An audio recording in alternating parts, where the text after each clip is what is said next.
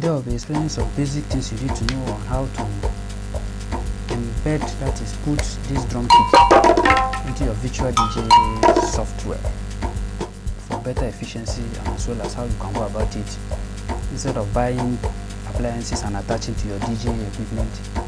You don't need all that. Just if you can put your brain to work, there's nothing you cannot do. That's why a lot of people have continued to wonder, what exactly do I do? Am I into electronic design? Am I a DJ? Anyway, the list is endless. Am I a programmer? In short, leave that one. Let's go on how you can solve your own problem and make yourself better. That is the primary things that my logo is talking about.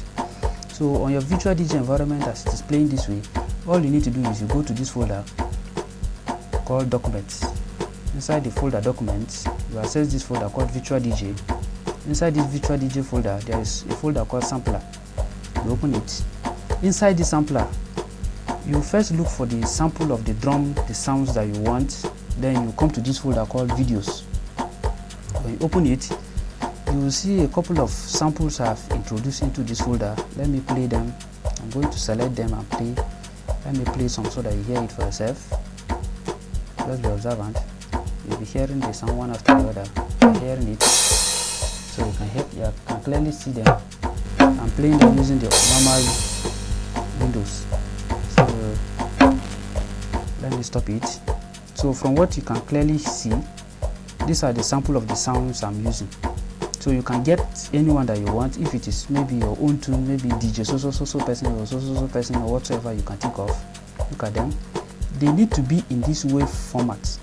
They must have this WAV or MP3 format file extension. So if you get them and you copy them into this folder, make sure they are in this WAV format or MP3. Just watch. See, this one is having DJ.sample. Wait. It will not work. You first need to edit it. You click it in a way that it will open up, right? By right clicking it, then you change this name .wav or . Once you do that, you are good to go. Then you will now, once you are done loading it into that folder, you will now come down. You will now come back to this folder again, to the folder Sampler.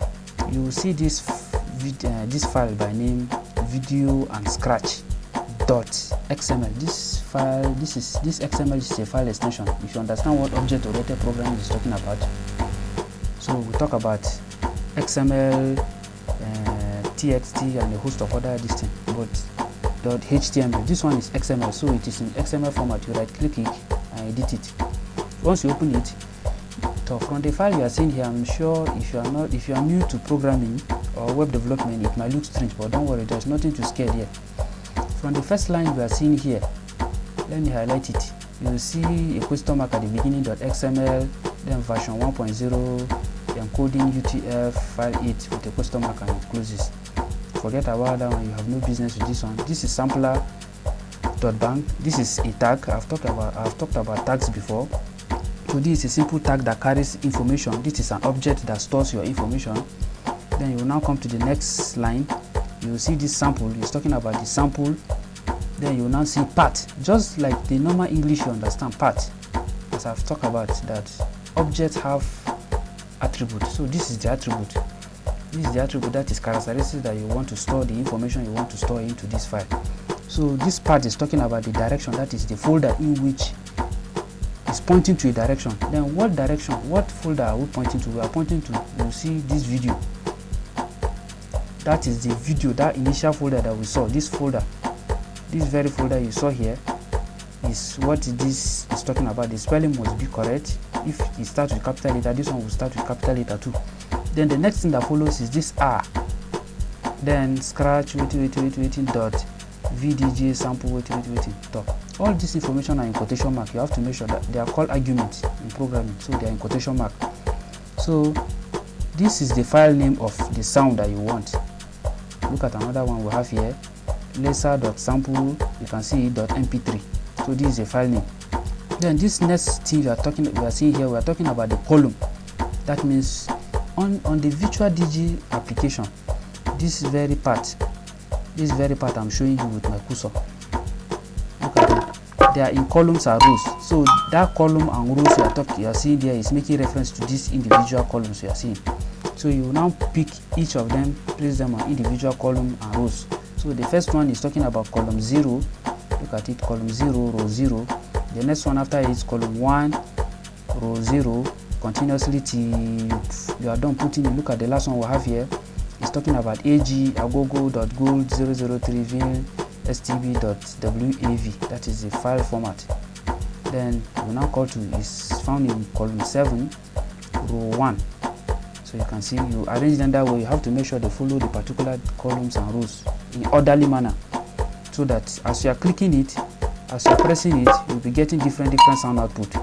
Then when you are done with that very part, once you are done making that editing or adding of columns and rows here, you will now come to save. You just save it on the existing one. Just save. Once you are done saving it, it will remain there in that particular folder. Then you have to make sure that this last part too is also closed. This is a closing tag. If you do HTML, you understand what closing tag is. This is a self-defined tag. That is the beauty of XML. You define the tag and you work with it.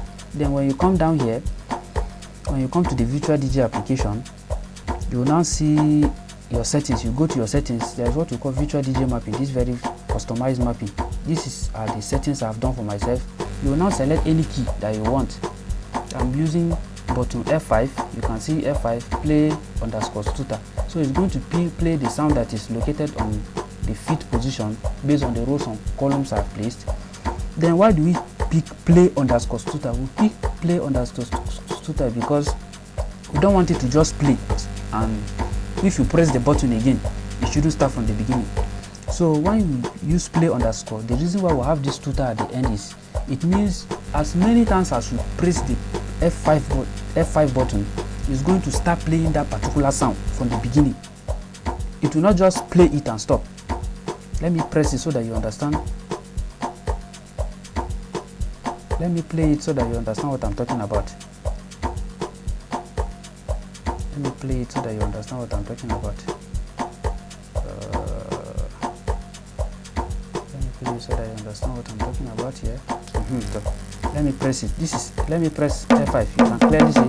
So as many times as I'm pressing it, it will be playing the song, the beat continuously, as well as other buttons. So for each of the buttons, you pick it that way. So that is the beauty of the whole thing. Okay, let's continue hearing our jams. As we started from the beginning, let me allow the beating to roll. So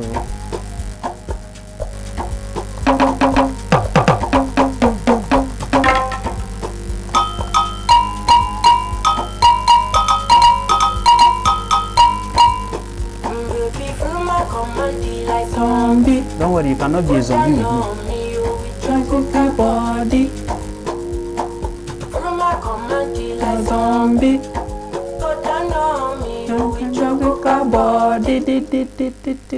Yes.